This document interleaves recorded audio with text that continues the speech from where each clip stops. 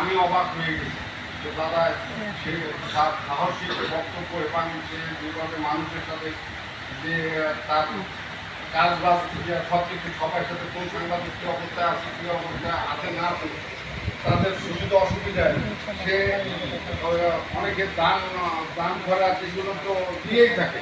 অনেক সাংবাদিকদের দাদা বলে দাদা আজকে তো আমি ভাড়ার টাকা দিতে পারতেছি, আমি কোথায় পাবো? দাদা বলে আমি দুটো পরে এই তো কত মানুষই যায় সমস্যার সমাধান করে। আর আজকে আমি দুঃখাক্রান্ত হৃদয়ে বলতে চাই, দৈনিক সবুজ বিপ্লব থেকে আমার অনেক সম্পাদক তাদের বাদ হয়ে গেছে, ঠিক আছে না? আমাকে কালকে রাত্রে আমি 3:30 পর্যন্ত তাদের সাথে কথা বলছি, তারা বলছে যে আসছি আসবো, আপনি বলছেন আপনি নির্দেশে আসবো, কিন্তু তারা আসে না।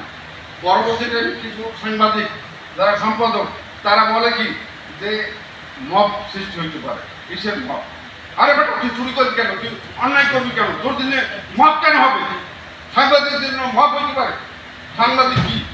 সাংবাদিক কি কারো বাবা? সাংবাদিক একজন সাংবাদিক সে শিক্ষিত, সে জ্ঞানী, গুণী, তার জন্য মব হবে কি কারণ? মব হলে যদি এই দেশে একজন মব হয়তো মারা যাবে, এদের তো ভয় পাওয়ার কিছু নেই।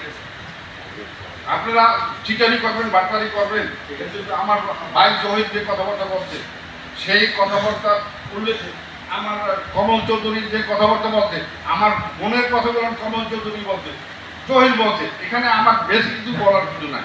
কারণ হচ্ছে আমি জানি দৈনিক সবুজ বিপ্লবের হাউসে অনেক সম্পাদক দিনের পর দিন রয়েছে। আমি কোনো ইসের অনেক আছে না কার্ড নেবেন, কত টাকা দেবেন, আমার জীবনে আমি কোনো কার্ড থেকে আমি কোনো টাকা পয়সা নিই নাই।